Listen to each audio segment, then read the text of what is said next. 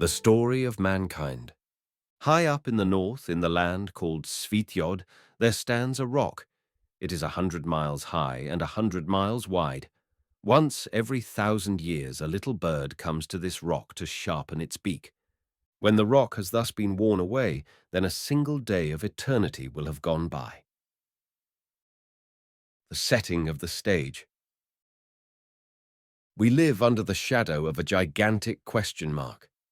Who are we? Where do we come from? Whither are we bound?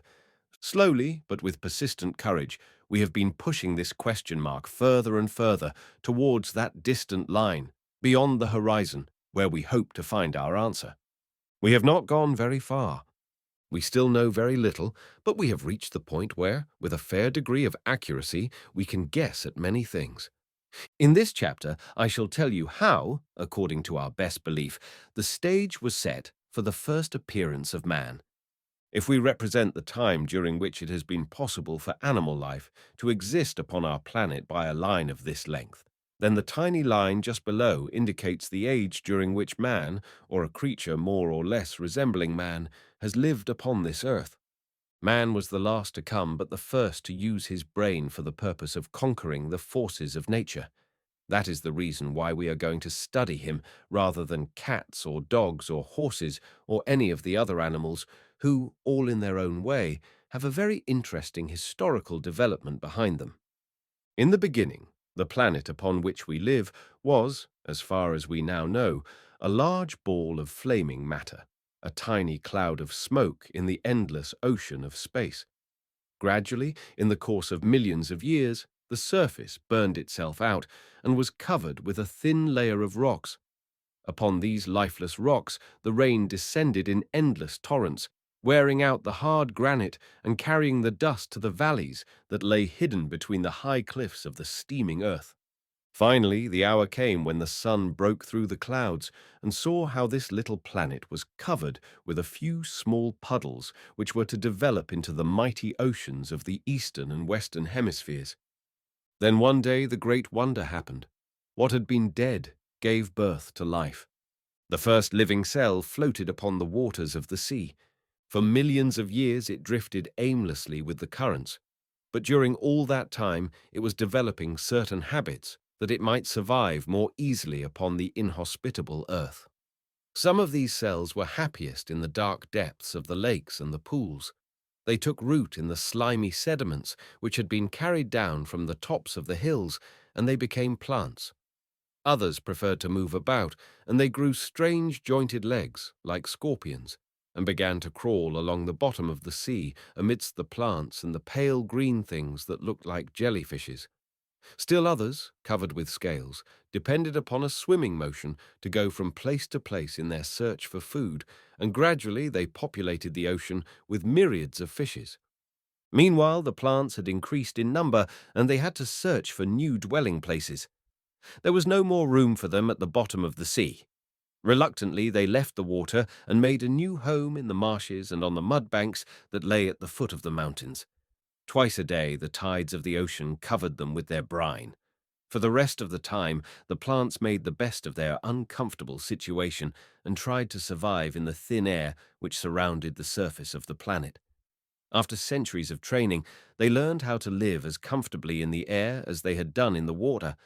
They increased in size and became shrubs and trees, and at last they learned how to grow lovely flowers which attracted the attention of the busy, big bumblebees and the birds who carried the seeds far and wide, until the whole earth had become covered with green pastures or lay dark under the shadow of the big trees. But some of the fishes, too, had begun to leave the sea, and they had learned how to breathe with lungs as well as with gills. We call such creatures amphibious, which means that they are able to live with equal ease on the land and in the water. The first frog who crosses your path can tell you all about the pleasures of the double existence of the amphibian. Once outside of the water, these animals gradually adapted themselves more and more to life on land. Some became reptiles, creatures who crawl like lizards, and they shared the silence of the forests with the insects. That they might move faster through the soft soil, they improved upon their legs and their size increased until the world was populated with gigantic forms. which the handbooks of biology list under the names of Ichthyosaurus and Megalosaurus and Brontosaurus, who grew to be 30 to 40 feet long and who could have played with elephants as a full-grown cat plays with her kittens. Some of the members of this reptilian family began to live in the tops of the trees, which were then often more than 100 feet high. They no longer needed their legs for the purpose of walking, but it was necessary for them to move quickly from branch to branch, and so they changed a part of their skin into a sort of parachute, which stretched between the sides of their bodies and the small toes of their forefeet, and gradually they covered this skinny parachute with feathers and made their tails into a steering gear and flew from tree to tree and developed into true birds. Then a strange thing happened. All the gigantic reptiles died within a short time. We do not know the reason. Perhaps it was due to a sudden change in climate. Perhaps they had grown so large that they could neither swim nor walk nor crawl, and they starved to death within sight, but not within reach of the big ferns and trees. Whatever the cause, the million-year-old world empire of the big reptiles was over. The world now began to be occupied by very different creatures. They were the descendants of the reptiles, but they were quite unlike these because they fed their young from the mammae, or the breasts of the mother. Wherefore modern science calls these animals mammals. They had shed the scales of the fish. They did not adopt the feathers of the bird, but they covered their bodies with hair. The mammals, however, developed other habits which gave their race a great advantage over the other animals. The female of the species carried the eggs of the young inside her body until they were hatched, and while all other living beings, up to that time, had left their children exposed to the dangers of cold and heat and the attacks of wild beasts, the mammals kept their young with them for a long time and sheltered them while they were still too weak to fight their enemies. In this way, the young mammals were given a much better chance to survive, because they learned many things from their mothers, as you will know if you have ever watched a cat teaching her kittens to take care of themselves, and how to wash their faces, and how to catch mice. But of these mammals I need not tell you much, for you know them well. They surround you on all sides. They are your daily companions in the streets and in your home, and you can see your less familiar cousins behind the bars of the zoological garden. And now we come to the parting of the ways when man suddenly leaves the endless procession of dumbly living and dying creatures and begins to use his reason to shape the destiny of his race. One mammal in particular seemed to surpass all others in its ability to find food and shelter. It had learned to use its forefeet for the purpose of holding its prey, and by dint of practice it had developed a hand-like claw. After innumerable attempts, it had learned how to balance the whole of the body upon the hind legs.